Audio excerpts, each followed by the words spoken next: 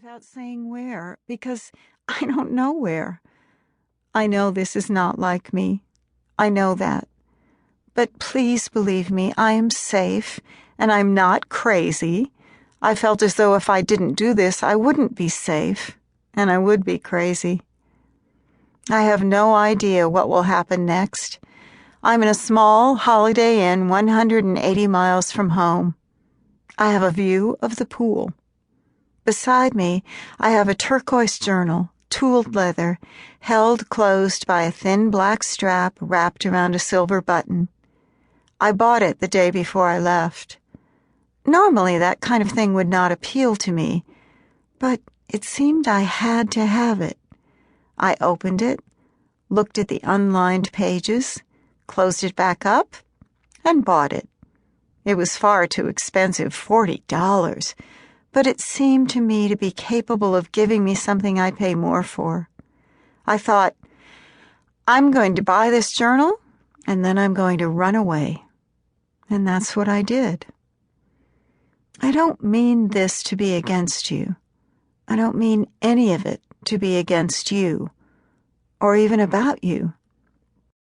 I have felt for so long like I am drowning, and we are so fixed in our ways I couldn't begin to tell you all that has happened inside me. It was like this.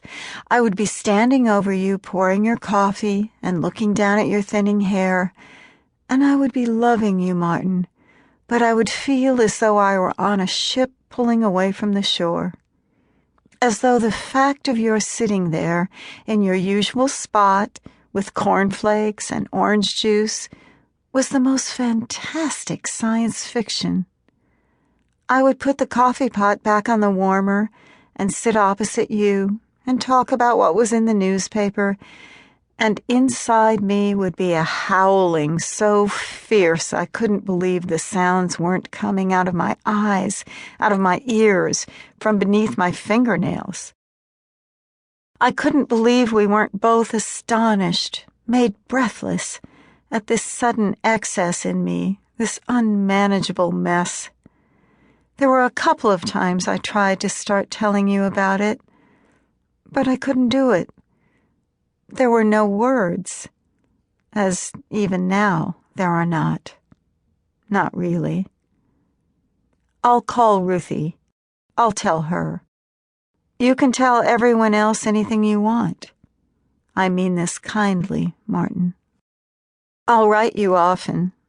I don't want to talk. Please. Well, you know, I write that word please, and I don't have any idea what to say after it. But please. And can you believe this? I love you. Nan. I think the last time I had a diary, I was 11 years old. At the top of every page, I would say what we had for dinner. That was the most interesting part. I thought filthy was filthy. Todd Lundgren is filthy, I wrote, because I saw him at a party putting his hands up Maria Gonzalez's skirt. She was wearing nylons, and her garters were sticking out because her skirt was pushed up so high. Well, this is probably not what I should say. But why not? I know a woman who tapes pictures in her diary, presses flowers in it. She has the clipping from when John Lennon was shot. Well, she says it's mine, for me, for whatever I want. I bought this black pen for you. I feel shy saying this, as though we are friends too new to exchange anything without it being too important. I have a picture to give you, too. Here is a 40s photograph of a woman that I found in last Sunday's paper. She is seated on the grass, wearing a suit and a hat, her purse centered in her lap. She is smiling, but her eyes ache, and behind her, I know this, her hands are clenched. She can't relax. She has forgotten the grass. I kept staring at her, thinking, this is me, checking my purse 3 times for keys before I leave the house, stacking